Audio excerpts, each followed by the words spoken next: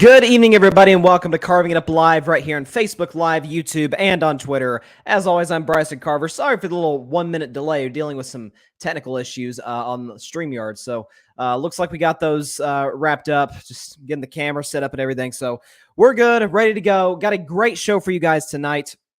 All kinds of stuff to talk about. Lamar Jackson, on your side, buddy, okay? He wants a new deal from the Baltimore Ravens, and he is putting a deadline for when he will stop his negotiation process with the Ravens. I'll talk about that, as well as the NBA giving my Golden State Warriors, the 2022 NBA champions, in case you haven't heard, the perfect opening night opponent, the Los Angeles Lakers, in case you haven't heard. I'll get into it at the end of the show why that is just beautiful for the Warriors and for the rest of the NBA opening night ceremony, as well as the Carolina Panthers quarterback battle. I got a lot to say about the Dallas Cowboys situation with Mike McCarthy. I'll get into that later in the show as well. But I will say, before I get into anything, I do want to say a big shout out to my Boston Red Sox, right? They've had a little bit of a down season, to say the very least. They're still under 500, 4.5 games out of the playoffs at this rate. But all that matters at this point in the season, regardless of what happens the last month and a half, whether we get in the playoffs or not, my hopes aren't that high.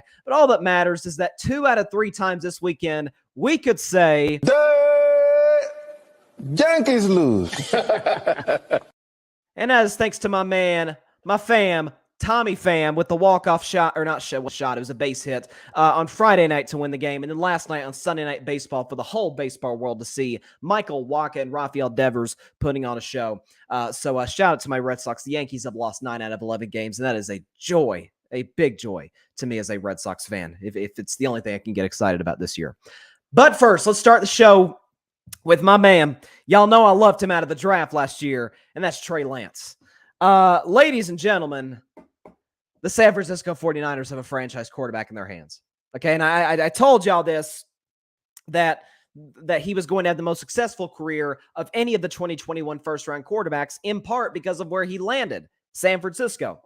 We know the style of offense Kyle Shanahan runs, but you look at Trey Lance's numbers. I mean, come on. All right, he was only in there for a couple drives, but he's 4 for 5, 92 yards, a touchdown, and a passer rating that was perfect. 158.3. You cannot do better than that. A perfect passer rating.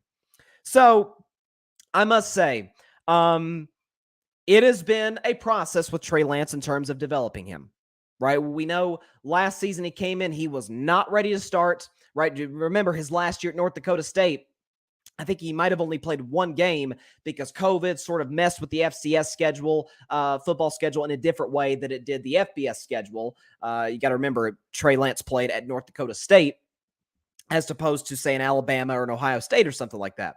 But nevertheless, you look at what this kid did in college, right? His mobility, his arm, which he showed off again in that preseason game against Green Bay, right? Firing that shot down the field to that Gray kid who played well.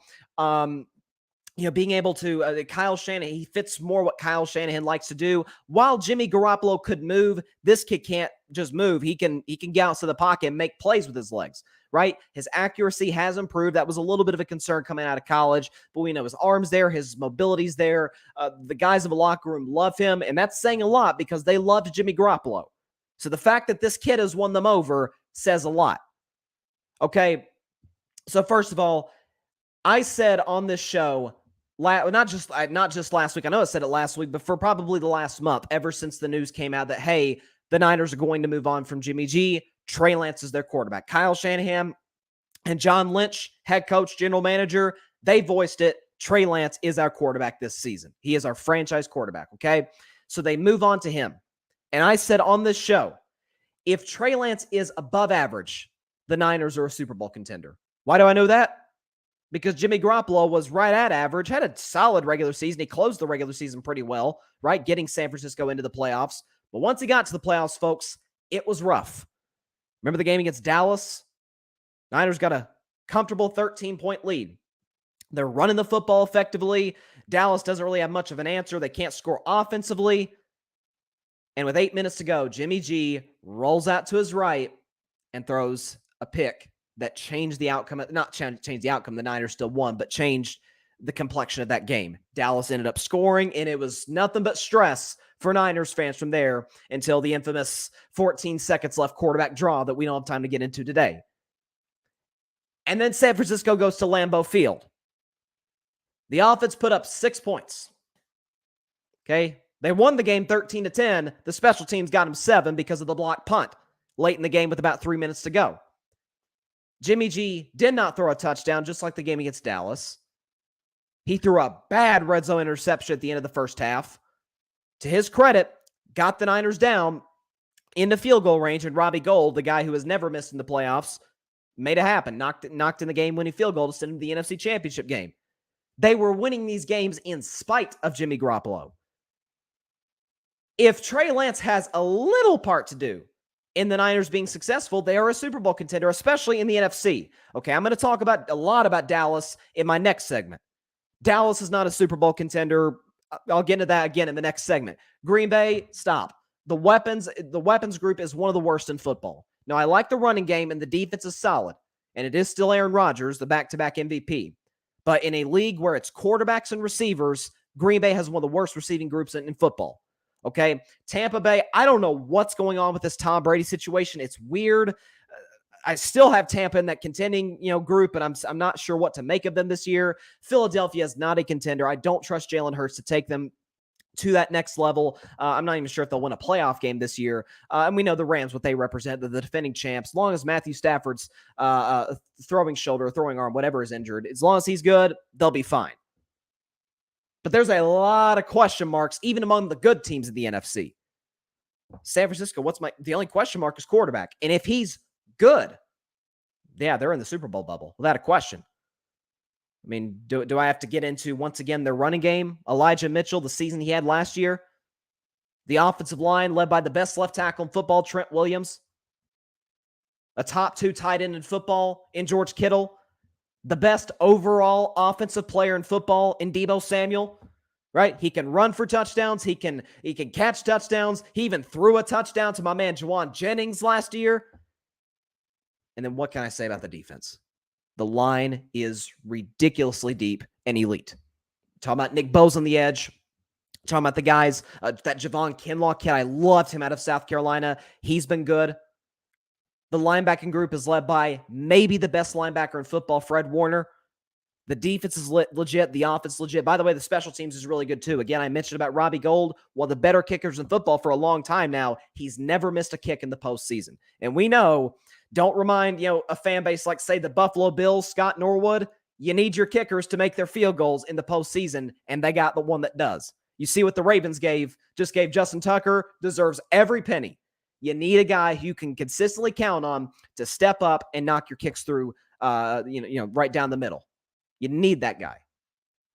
San Francisco is everything. They have an elite coach, Kyle Shanahan, who's probably the best run designer in football, and he got that from his dad, Mike Shanahan, of course, legendary coach for the Denver Broncos, won 2 Super Bowls.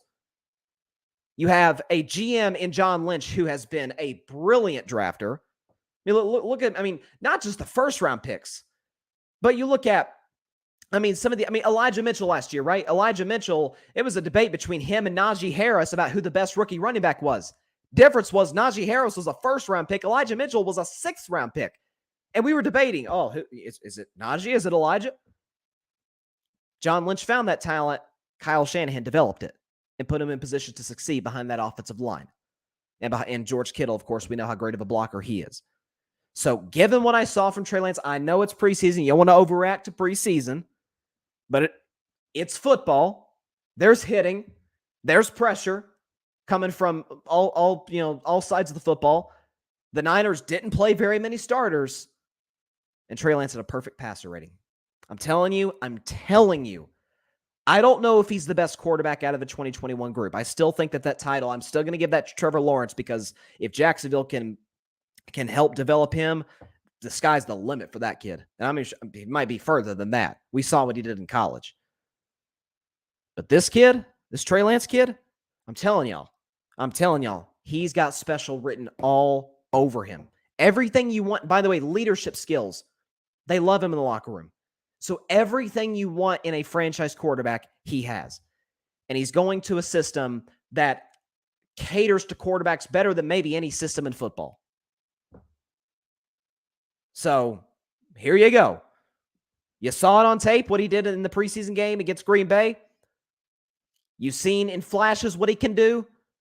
This kid has an opportunity to be a multi-time Pro Bowler and a possible Super Bowl champion once it's all said and done. San Francisco, obviously, listen, he's going to have his off games here and there, but if you just get a little piece of what I saw on, was it Friday night? Yeah, look out for the Niners. They're probably the second best team in the NFC. I'm putting them over Tampa Bay. Not going to put them over the Rams because the Rams are the defending champions and got better, but I'm putting the Niners over the Bucs and everybody else in the NFC. This team is no freaking joke. I'm telling you, man, this Trey Lance, I'm telling y'all, he's special. He's got special written all over him. But I'll tell you, week one of the preseason, obviously wasn't a whole lot of starters that played. I'll get into the Carolina Panthers quarterback situation later in the show. But obviously, again, we know about the Baltimore Ravens. You know, they got that winning streak going. I will say the most entertaining preseason game that I watched was probably the Bills-Colts game. Really entertaining game. That Sam Ehlinger kid, remember the kid from Texas, played there for a while. The quarterback did a good job. You had Matt Barkley. It feels like Matt Barkley's been in the league forever. But, you know, he engineered a game-winning drive for the Bills. I think they said they've won like 9 straight preseason games. So, hey, if the Ravens were to lose, could the Bills catch them? Who knows? You know, it's preseason storylines for you. But at the end of the day, and by the way, something else too. Let me. I just said Trey Lance is special. Speaking of special, young, talented players, that George Pickens kid for the Pittsburgh Steelers, sky's the limit for that kid. Quick story. I used to be a season ticket. My parents, you know, we had season tickets to Tennessee Vols football games at Neyland Stadium. And we went to a game. It was 2019. It was 2019. It was a night game. My Vols played the Georgia Bulldogs. And I watched warm-ups. And even from way up where we were sitting in the stadium, you know, we were on the Georgia side of the field where Georgia was warming up.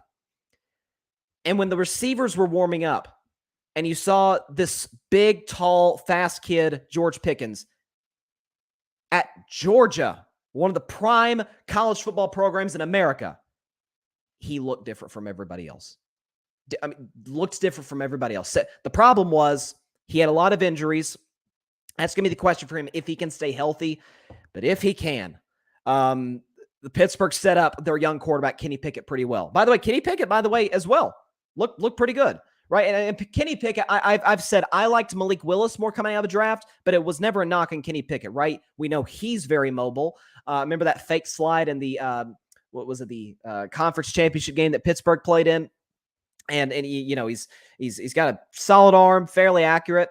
Again, guys in the locker room seem to like him. And, you know, he's going to an organization, Pittsburgh, that hasn't had a losing season in the Mike Tomlin era.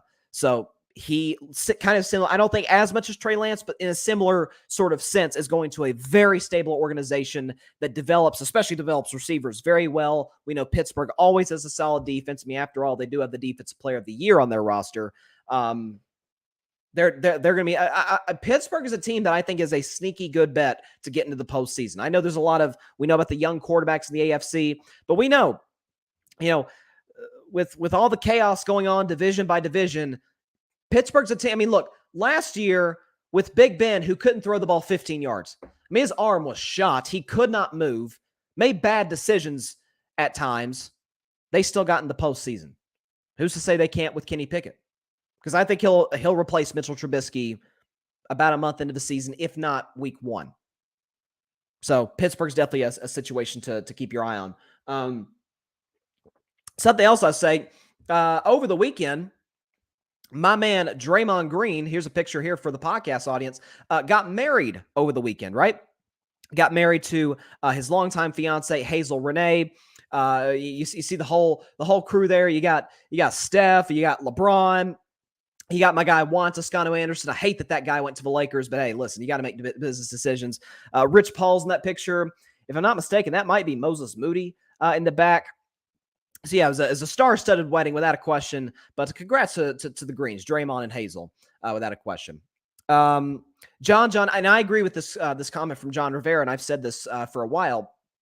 John Fan Perspective podcast. He says Baltimore is winning that division unless Lamar sits out. And I'm going to talk about Lamar after my Cowboys segment. I don't think he's going to sit out. There have been any reports that would indicate he would. But yes, I agree with you, John. Given the injuries the Ravens had last year, at one point they were the number 1 seed in the AFC. And then Lamar went down and they went winless. They did not win a single game the rest of the year. Okay. I mean, the secondary, before they played a snap, the secondary and the running back group was completely decimated. So you get both those groups coming back healthy. I know they lost Hollywood Brown. That's a big loss. But I agree with you, John. I think Baltimore is going to win the division, right? Pittsburgh's going to be fine. I still think Pittsburgh is a fringe playoff team. I'm not that high on Cincinnati. We know about the Super Bowl loser curse. Team that loses the Super Bowl, unless it's the New England Patriots dynasty, in recent memory, they haven't been even close to as successful in the following season. I can go through a number of examples, and then we know Cleveland is just an absolute mess. It's a disaster. I mean, assuming Deshaun Watson doesn't play the whole season, let's just say they make the trade for Jimmy Garoppolo, which I suggested before the national media suggested it. Maybe they get in. So Baltimore, to me, is the team with the least amount of questions. I mean, by the way, something else with Cincinnati too. Joe Burrow having that medical procedure done, right? Having his appendix taken out. He's still kind of recovering from that. He just now came back to practice, so that's something to keep your eye out for. But this is a team that is talking about the Baltimore Ravens. I agree, John. I think they are going to win the AFC North because I believe in Lamar Jackson, I believe in John Harbaugh, and I always believe in a well-run Ravens franchise. Speaking of well-run teams, let's talk about a team that isn't very well-run. Let's talk about the Dallas Cowboys, who lost 17-7 in their preseason opener at the Denver Broncos. This happens. Nobody's losing sleep over a preseason loss. But there was one slight little tiny problem. The Cowboys committed. Let me reframe this. In a preseason game, coming off of a season in which the Cowboys led the National Football League in penalties by 11. So it wasn't that close. They were the worst team in regards to penalties in football by a pretty comfortable margin. They tied the team playoff record for most penalties in a game in that playoff loss to the San Francisco 49ers with 14 penalties. And right off the bat, coming off of that debacle of a season in regards to penalties, the first preseason game, the Dallas Cowboys commit 17 penalties. How about them Cowboys? Yeah! So, we know that Mike McCarthy has never been the disciplinarian that most are. That's fine. There's just plenty of coaches out there, plenty of great coaches that aren't the discipline, aren't the type of disciplinary coaches maybe we'd like them to be. Andy Reid is the first guy that comes to mind. I mean, matter of fact, we have criticized Andy Reid in the past for maybe not being quite, buttoned up in playoff games. It's cost him some playoff games in Philadelphia and Kansas City. But Mike McCarthy was talking after the game. These Mike McCarthy press conferences, they're funny, man. They're really, really funny.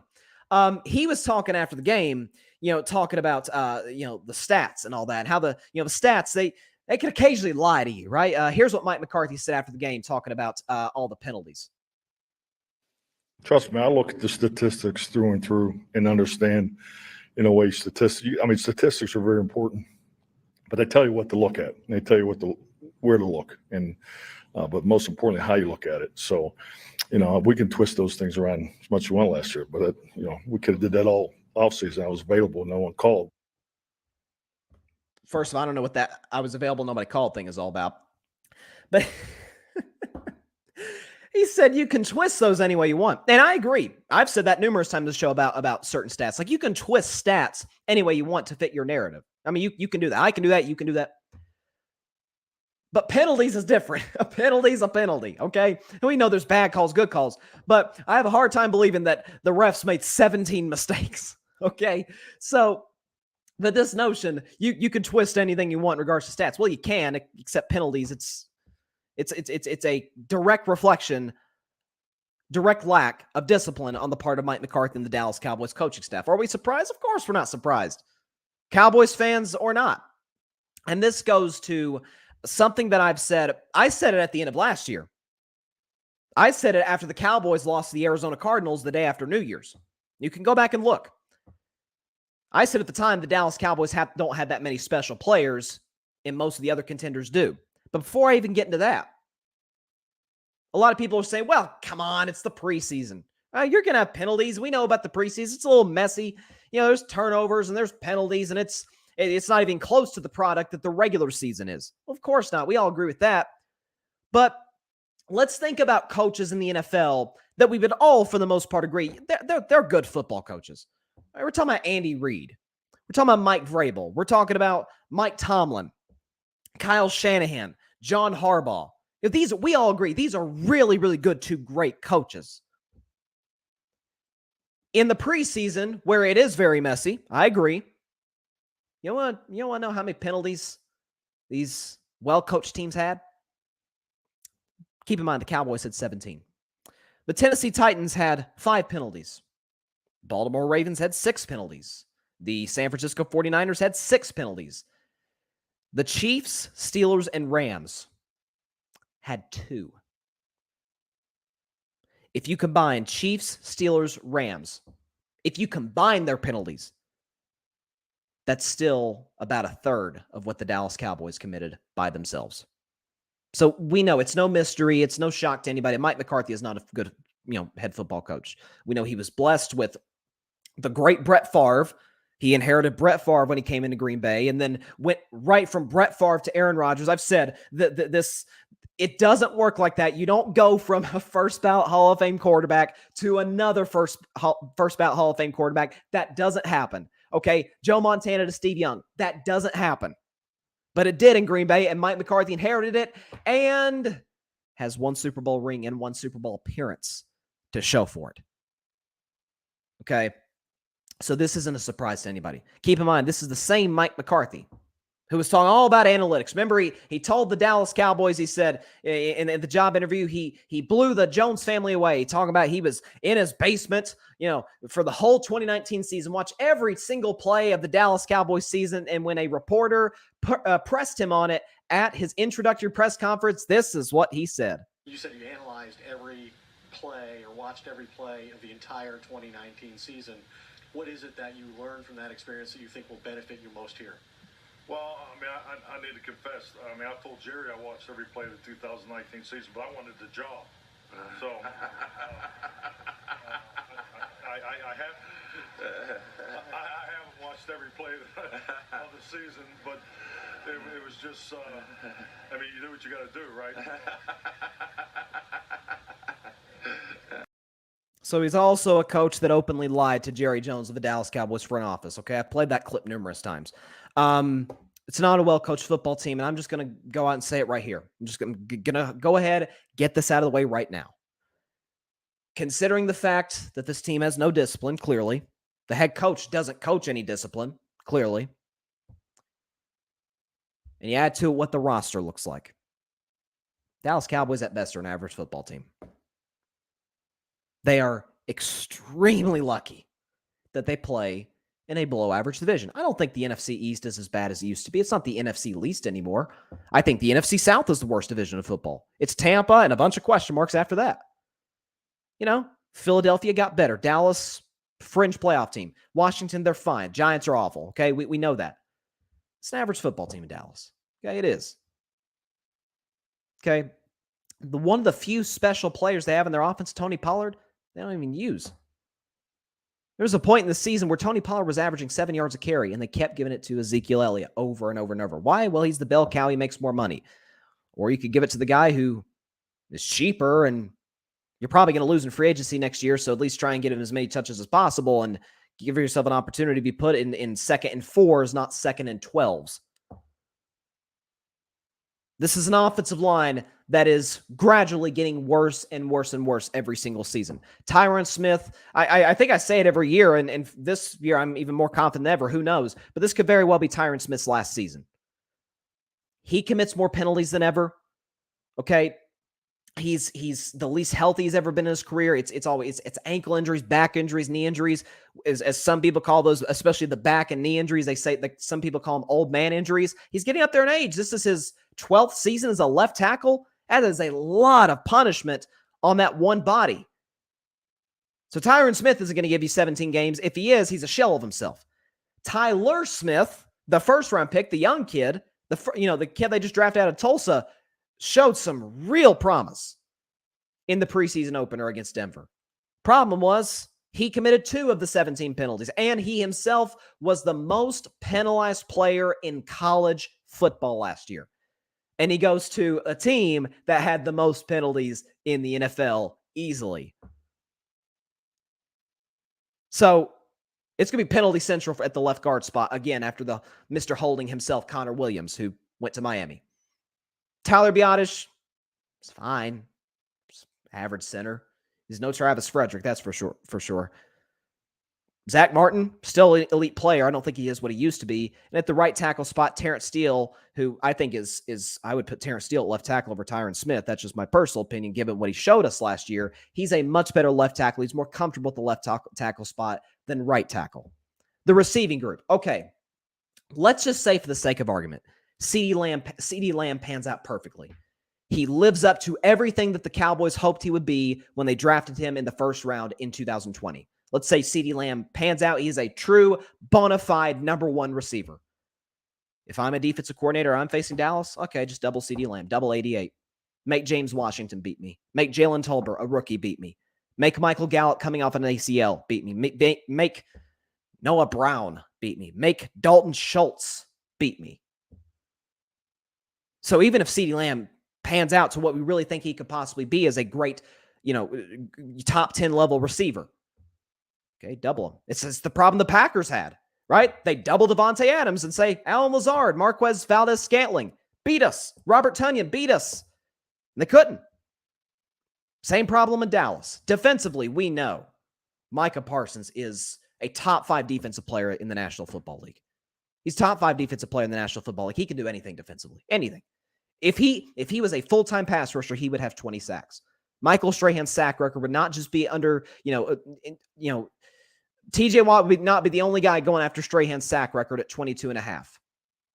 Micah Parsons would be in that group too, because you're talking about his physicality, his agility, his size, his strength. Micah Parsons could have 20-plus sacks if he were a full-time pass rusher, but he's a jack of all trades on the defensive side of the ball. Aside from Micah Parsons, who do I trust? DeMarcus Lawrence is one of the most overpaid defensive linemen in football. Okay? You got a linebacking core that has a lot of questions. Jabril Cox, really like the kid. He has had issues staying healthy.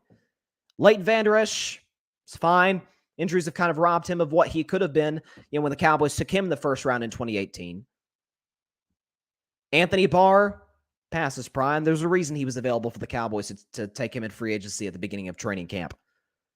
Defensively, the back end, I have major concerns about. Anthony Brown, it's fine. But he'll also have a game like against the Las Vegas Raiders where he commits 4 really poorly timed pass interference penalties. Jordan Lewis, it's too small. If you and offensive coordinators dial up plays to get him on one of the bigger, more physical receivers, he's toast. Green Bay did it a few years ago. And then Trayvon Diggs. Listen, as a ball hawk, I love Trayvon Diggs. A lot of that comes from the fact that he was a wide receiver. He was recruited as a wide receiver at the University of Alabama, like his brother Stephon Diggs. The problem with Trayvon Diggs is he led the league in picks with 11. But I kept asking this question last year. Why do they keep throwing his direction? Why? A guy who has 11 interceptions either tied or broke the Cowboys' all-time single-season record. Why do they keep going his direction? Because he's a gambler. You know the song, the Kenny Rogers song? Gambler? That's what Trayvon Diggs is. Remember the New England game? Mac Jones, who I'm not a huge fan of, but Mac Jones threw a pick 6 with 3 minutes left that gave the Dallas Cowboys a lead. And it looks like, okay, Dallas has all the momentum. They'll stop New England. The game's over. And what does Mac Jones do? The one thing I've always said about Mac Jones, he's a good football IQ. I just really don't think he has the talent to back it up. But what does Mac Jones do? He went right back at Trayvon Diggs on the very next play and 75-yard touchdown. And it took Dak Prescott doing Dak Prescott things for the Cowboys to win the game from that point forward. He can be taken advantage of. He can be had. So this Dallas Cowboys, it's average. It's an average football team. Okay, there's no ifs, ands, or buts. The offensive line is getting worse. The receiving core absolutely got worse in the offseason. The running game, well, they've got a possible star back in Tony Pollard. They don't use him. Micah Parsons is a monster on the defensive side of the ball. I got no questions about him. But the rest of the defensive linemen, they're fine. They're fine. They're good enough to help the Cowboys get to 10-7, which is exactly where I said that they would be.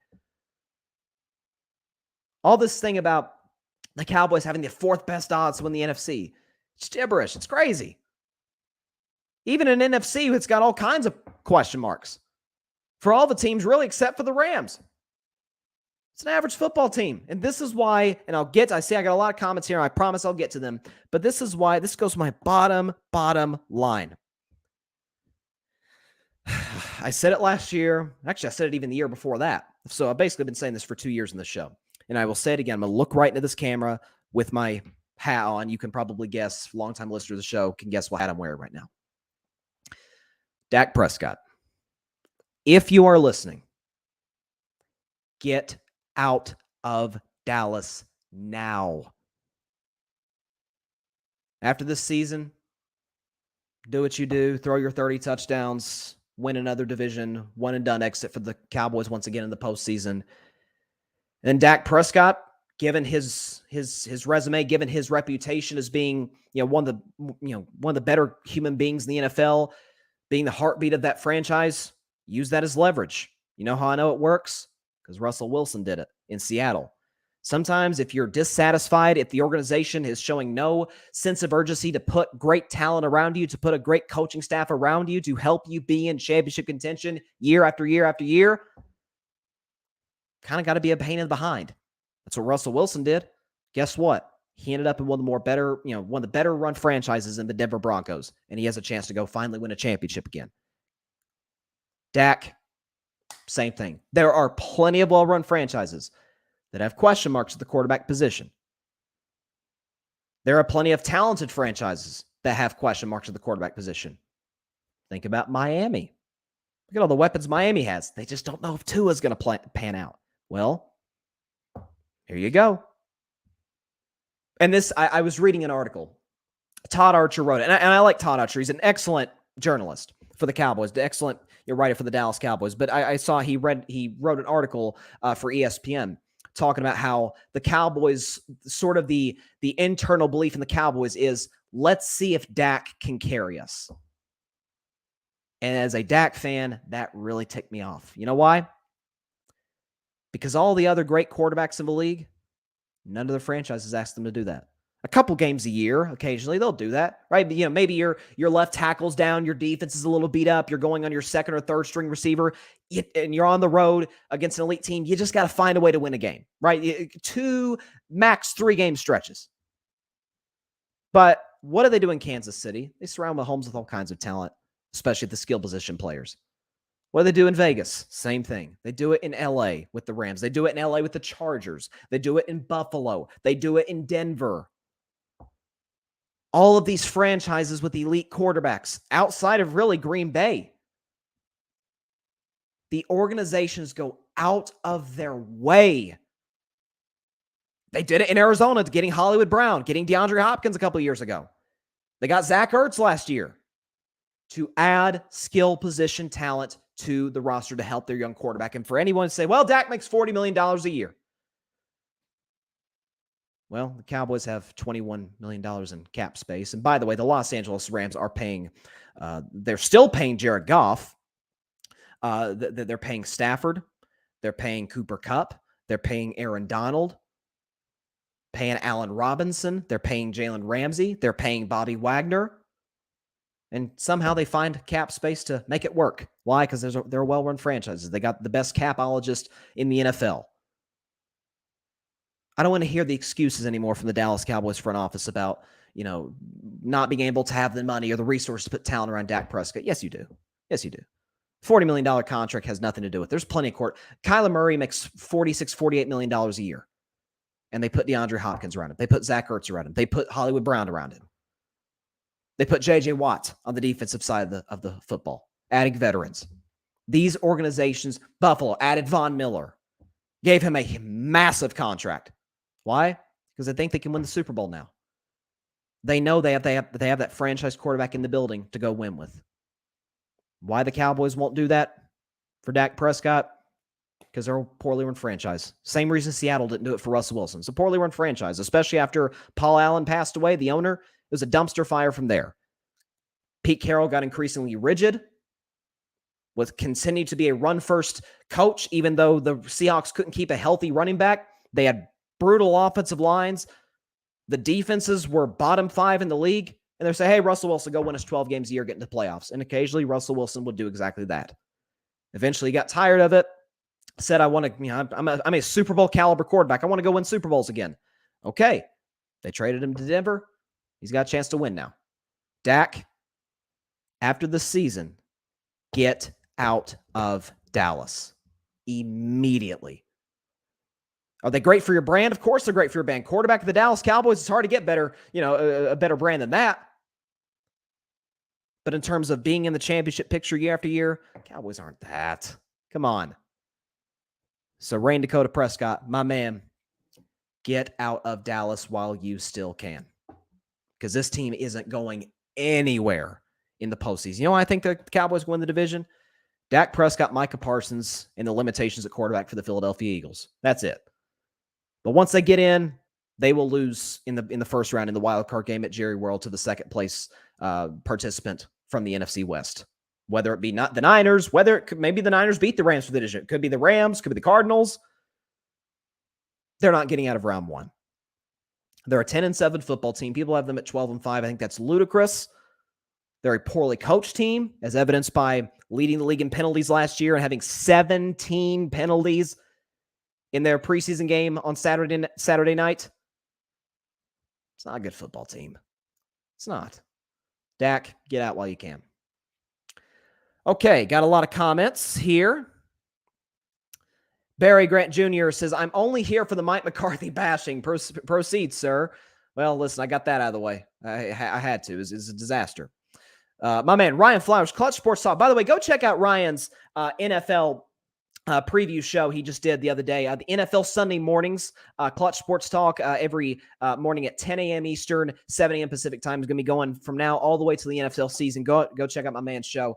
He's a Cowboys fan. He says, Dallas Cowboys already in midseason form.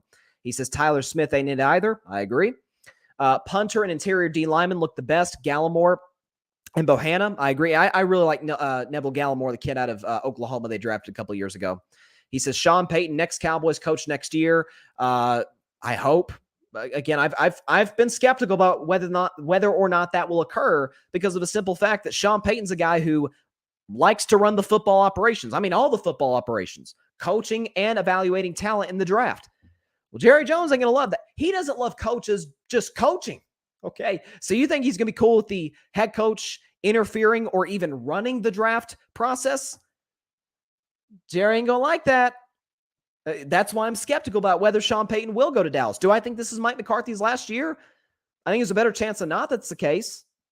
But I'm not confident in the slightest that this will be Sean Payton's job a year from now in 2023. And Ryan says Tyron Smith already hurt too. There you go.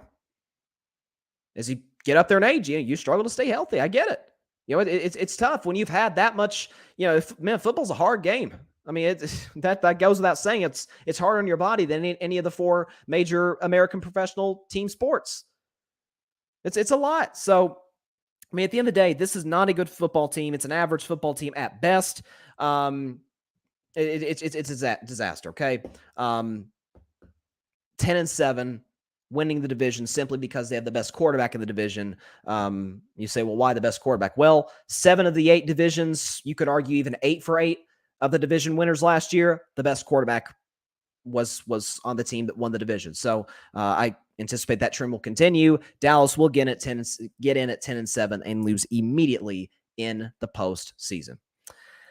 All right, so moving on from a quarterback on a team that I defend, at length. I love Dak Prescott. I've loved Dak Prescott since before he wore the star in his helmet.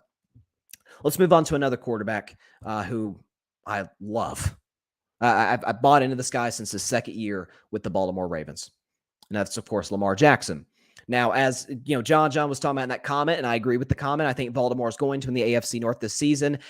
As of right now, we know the Ravens, Lamar Jackson, have not come to an agreement on a contract extension quite yet. And we know this is Lamar's last year of his rookie deal. This is his 5th year team opt-in year, last year of his contract, right? He's going to be a free agent. He's scheduled to be a free agent in the spring of 2023. And we know the Baltimore Ravens, Lamar, they want to get a deal done. So Lamar and his representative who happens to be his mother, have told the Ravens essentially, we're putting a deadline at it. Okay. If there is not a contract agreed, if there's the terms of the contract aren't agreed to until opening day of the NFL season, if we're not able to agree to a contract before opening day of the NFL season, September 11th, Sunday afternoon, we're cutting it off. I'm going to bet on myself this year. I'm going to play this last year of my contract. I'm going to be a free agent next spring. So Lamar and his mother are basically saying, this is it. We're giving you an ultimatum. This is it. Okay, if nothing happens until then, Lamar's going to play this last year in his deal, and he's going to be a free agent next spring, and we'll see what happens. There'll be plenty of suitors, trust me.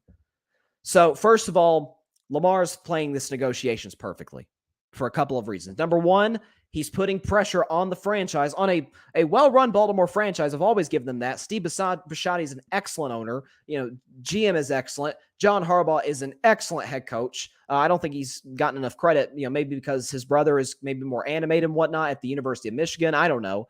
But this is a well-run Ravens franchise, which surprises me that they're not making this deal with Lamar. They're not, getting it done. But Lamar is saying, here's when we want this done. We're putting pressure on you. If we don't get anything done, I'm going to be a free agent in 2023. The second reason he's going about this exactly right, because other quarterbacks in the same position have done the exact same thing and gotten paid. They got the bag and then some. Going back to Dak Prescott, this is exactly what he did. Although Dak had to play in the franchise tag, I hope Lamar does not have to play on that because I despise the franchise tag. But Dak came to the table. Dak and his reps came to the table with Jerry Jones, Stephen Jones. They said, we want $30 million. And Jerry and Stephen famously went to the combine and said, no, he's going to have to take a hometown discount. So Dak and his reps upped the price to reportedly $35 million. Jerry and Stephen still wouldn't budge. And it wasn't until Dak got hurt in week 5, the Cowboys offense sputtered without him the rest of the season until they recognized we might want to go ahead and get this deal done. Because if we don't, we're going to have to pay Dak. Either we're going to lose Dak and then we're really screwed, or we're going to have to pay him even more than we want to now. So we're going to go and give him $40 million a year. And remember, everybody, this is, just a year ago. Everyone's like, oh my God, how you pay Dak Prescott $40 million a year? He's not even in the top 5 highest paid quarterbacks now. The money just gets higher and higher. Everybody freaked out about Kyler. A year from now, 2 years from now, Kyler's probably not going to be one of the highest paid quarterbacks, or 5 highest paid quarterbacks, because Burrow's going to get paid. Herbert's going to get paid. So, and there's going to be, future quarterbacks down the line who are going to get paid even more than those guys. Lamar reportedly wants 5 years, $250 million. So an average of $50 million a year. And he wants it fully guaranteed, Deshaun Watson style. And everybody's like, well, how can you do that? First of all, people saying, making the comparisons to Deshaun. First of all, even the off-field, the legal stuff aside with Deshaun Watson, he struggled to stay healthy. He had the ACL injury his rookie year. He had all kinds of injuries in between, in part because he had a bad offensive line. But still, Deshaun has showed, the inability to be, has not been able to be out in the field consistently enough for the Texans, and I think possibly for the Browns if he even suits up for the Browns. Right, the Browns giving him that money was one of the most, irresponsible deals that we've ever seen in NFL history. There's no question about it. And so you have a guy in Lamar Jackson who's won an MVP, who's gotten better every single year. Every single question that has been asked about Lamar Jackson, each year he checks one off the list. He answers each one. As I always say, he came into the NFL in 2018. People are like, oh, this guy can't be a quarterback. Many said he should be a wide receiver. You can't win with this guy. And Lamar Jackson took over a Ravens team that was average, 500 football team, helped him win the division, get to the playoffs.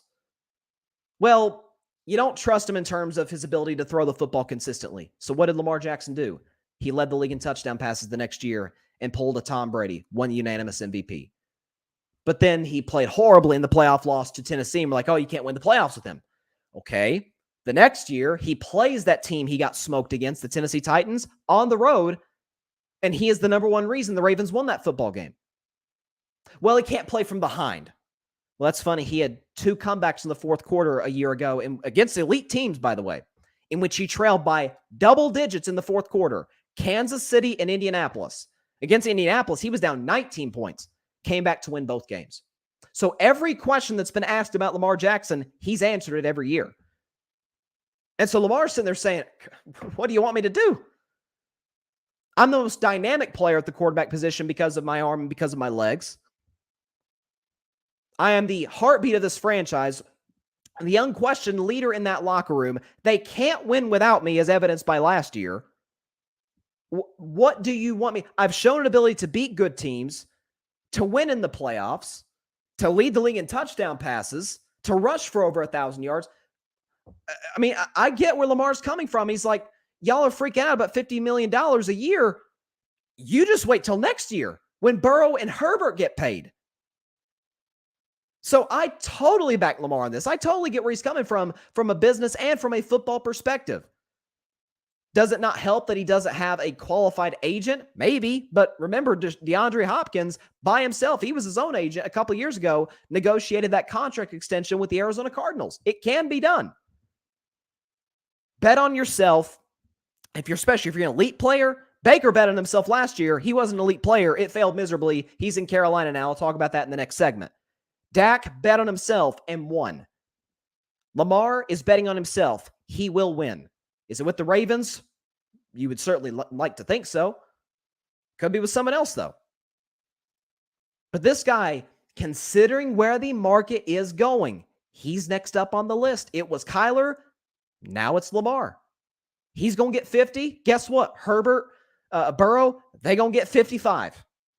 Maybe 52, 53, but in that area. They'll get more than Lamar gets. It's how it works. Pay him now so you don't have to pay him later. It's a mistake the Cowboys made with Dak. This is not the mistake that the Ravens want to make with Lamar Jackson. Go get your money, young fella. Let's see. Yep. There you go. John said it perfectly in the comments. He said Baltimore should have paid him now. Now they got to pay him more. That's it right there. You could really save yourself a lot of money by just go ahead as soon as they're up, give them their money. It's a good thing the Cowboys didn't wait another year to pay Dak and franchised him for a second time because he would be making Kyler Murray money.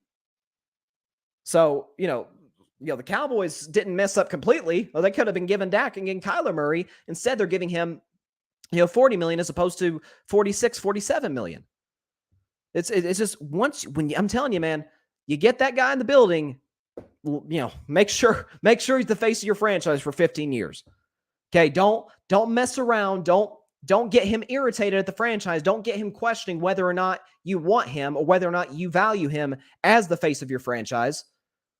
Or he could either leave and you got to start over, or he could up the price and it would hurt your salary cap.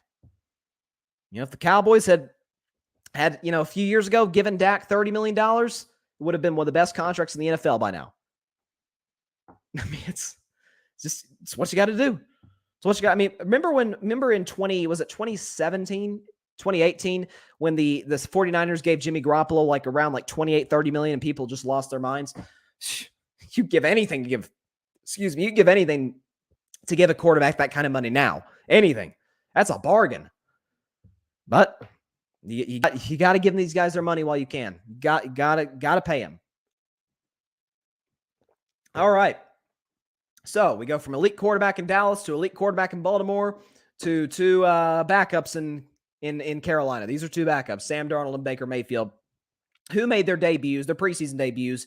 For Baker Mayfield, it was his Panthers debut against the Washington Commanders, the first time that the first game they played, we're calling the Commanders, which, by the way, I saw that the Commanders tickets or preseason tickets are selling for $1. That's how bad it's getting over there, folks. And you saw the stands; they were like almost empty. Even Washington fans are like, "Okay, this franchise just getting these clowns don't know what they're doing." Even the fans are like, "Yeah, screw these guys." That's how bad it's getting in Washington. But anyways, Carolina Panthers, Sam Darnold, Baker Mayfield. Both played. Both looked pretty good, right? Sam Darnold only 2 for 3 for 16 yards, but he did throw a touchdown pass. And for Baker Mayfield, 4 for 7 for 45 yards. Both had some good throws. Both had their moments here and there. Darnold had a significantly better passer rating, but both looked solid. I will go back to what the great John Madden said. The late great John Madden said years ago, and it rings true to this very day. If you have 2 quarterbacks, you have no quarterbacks. The fact that we are even asking this question, especially between these two guys, these 2 draft busts, as to which one will start, tells you everything you need to know about the Carolina Panthers. Okay, they have talent on the offensive side of the football. We know DJ Moore. I've said so many times in the show, like Carolina's not on national TV much. They're not on Monday Night Football or Sunday night or Thursday night much. When they are, watch DJ Moore if he's healthy. This kid is so electric. He's so special. If they just put the right, if he had the right quarterback delivering him the football, I'm telling you, this kid will make multiple Pro Bowls. He is a very talented player. Christian McCaffrey, we know what he can do, but injuries have robbed him of these last 2 years. The last time he was fully healthy was 2019. What do you have? He had 1,000 yards rushing and 1,000 yards receiving. Like, this kid, get the ball in his hands and get out the way because he can make plays. Problem is, he hasn't had the opportunity the last 2 years because he's been hurt. So, and defensively, they have some good pieces. I think Shaq Thompson's still there, who's a really, really good linebacker. Carolina's got some solid pieces. I was wrong on Matt Rule. I thought that he would be a good hire by the Panthers a few years ago. This is going to be his last year. And speaking of Matt Rule, he's going to make whichever quarterback gives him the opportunity to win now. Regardless, if Darnold understands the playbook better than Baker, if he thinks Baker can win more games now, he's going to do that. Because the coaches are a lot like quarterbacks, what I talk about with the Bill Parcells saying. If the quarterback, if you're not sure by year 3, cut bait. A lot of that happens to be a lot of the case with head coaches. And clearly David Tepper, who's a very impatient owner in Carolina, he's looking and saying, you haven't really done anything. You have yet to even get this team to 500. So this is it. And I don't think Carolina is going to do anything this season. Okay. I think it's going to be a back and forth between Baker and Darnold. I said I thought Darnold would be the week 1 starter, but I thought he would give up the job fairly quickly to Baker. I think Baker's a better quarterback than Darnold, but again, that's not saying much. To me, they're both backups at this point. Especially given the talent that Carolina has. The offensive line isn't very good.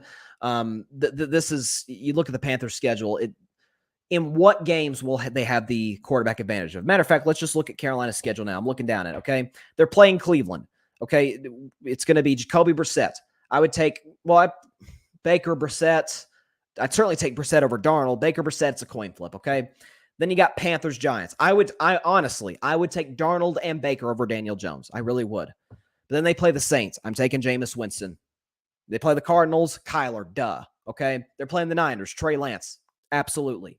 They play the Rams, Stafford, duh. Tampa. Well, of course, you might have to think about that, Tampa. No, Tom Brady's better than these 2 guys. They play Atlanta, Marcus Mariota, coin flip.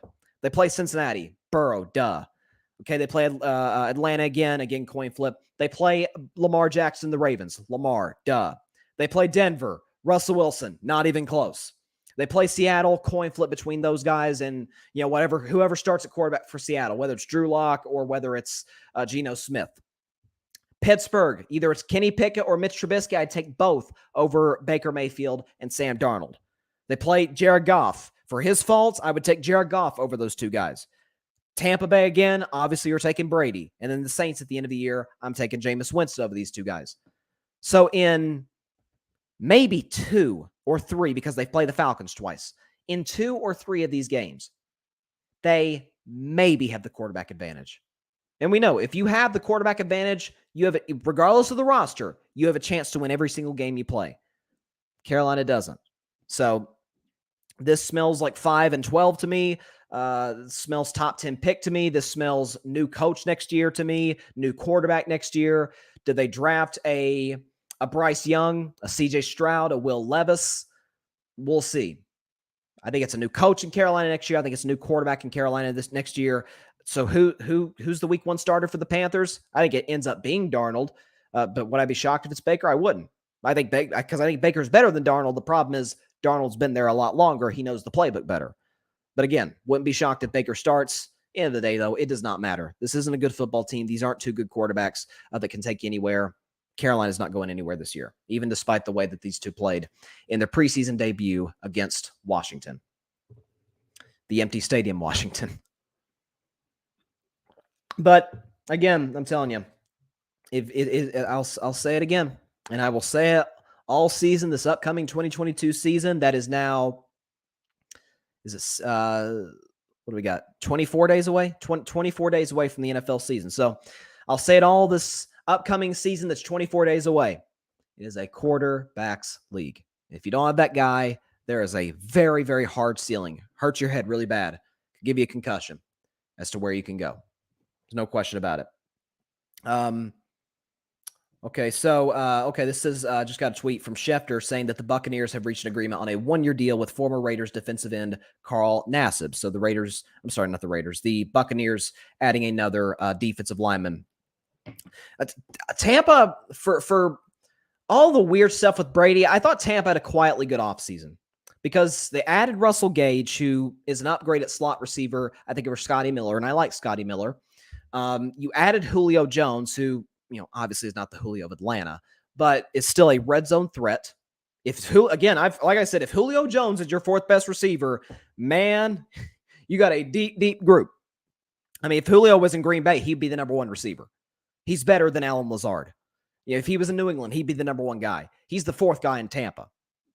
And so you have that. And defensively, 2 really good pickups. Carl Nassib, good pass rusher off the edge, and Akeem Hicks, who's a very good run stopper up the middle. Like, Akeem Hicks, to me, was the most underrated move of the offseason by the Tampa Bay Buccaneers.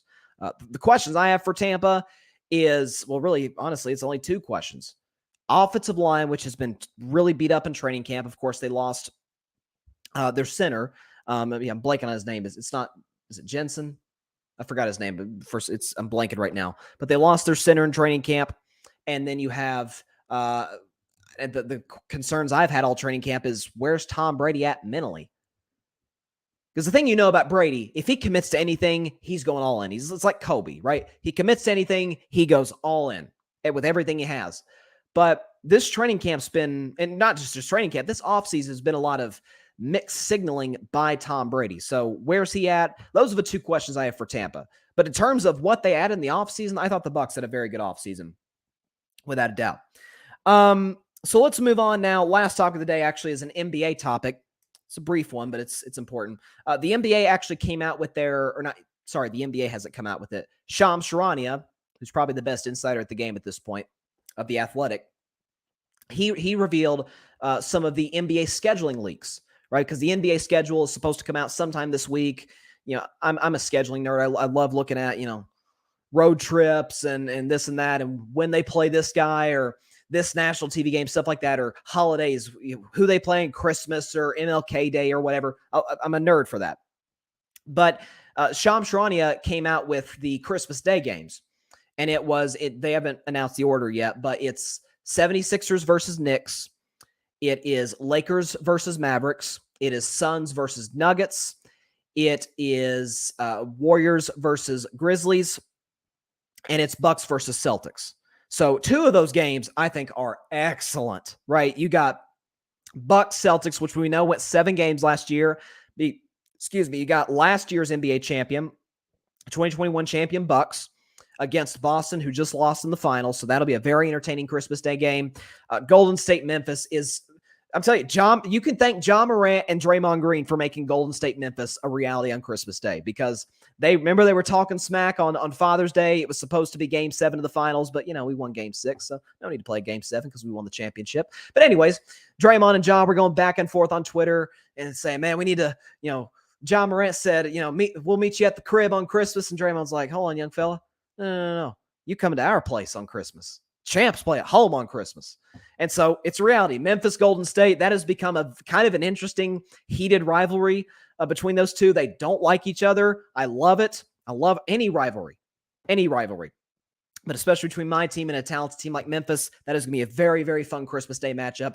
But one of the matchups I want to focus in on, opening day. My Golden State Warriors on ring night. You're going to see the banner come down that says, it'll have the Warriors logo and it'll say 2022 NBA champions.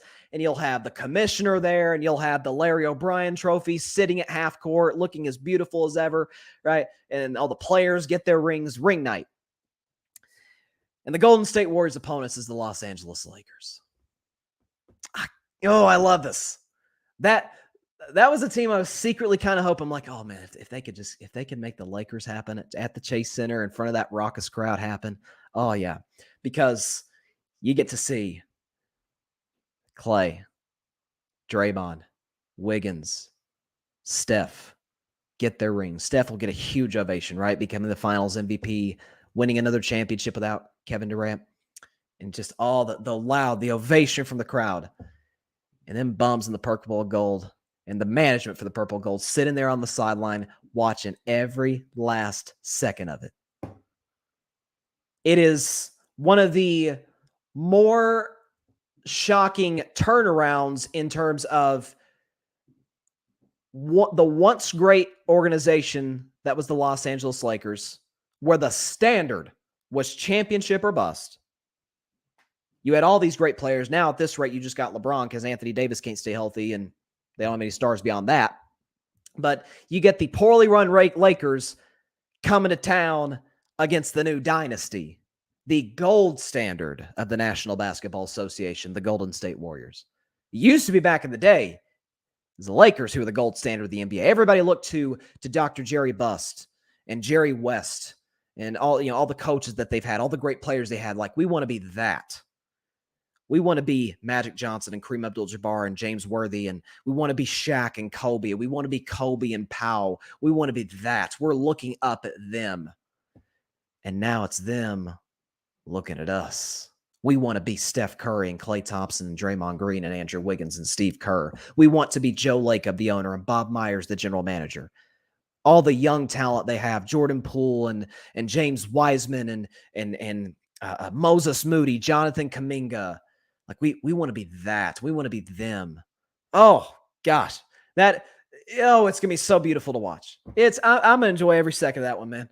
Sitting back, watch the TV at the beautiful Chase Center. That crowd is going to be electric. The Warriors getting their rings after everybody said that our run was over, dynasty's over. Everybody talking their nonsense. And it will be, of all teams, the Lakers. The hated rival Los Angeles Lakers, the once gold standard of the NBA, who are now the poorly run Lakers, watching the new gold standard of the NBA.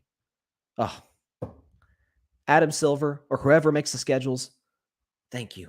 Thank you so much for this. Thank you so much. I'm going to enjoy every second of this. And of course, my Warriors will win the game and start 1-0 on the new season.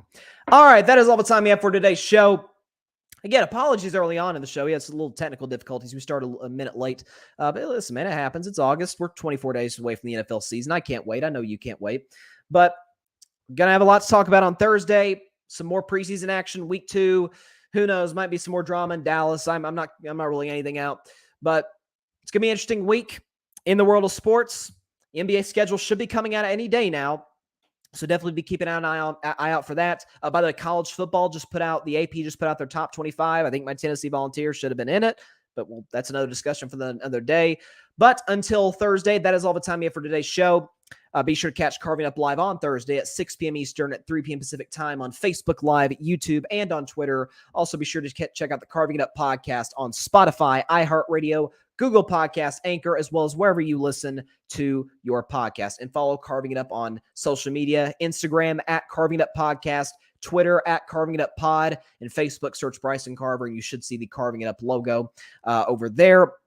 And on YouTube, like, share, comment, and most importantly, it takes you like a second. Hit that subscribe button, man. It'll take you no time. Hit that subscribe button. Helps the channel grow exponentially. So until Thursday, have a great week, everybody. Stay safe out there. God bless you all. Peace out. Gold standard of the NBA. Thanks so much for watching the show on YouTube. Be sure to click that big red subscribe button and go check out the other clips and full shows of Carving It Up Live. Have a blessed day.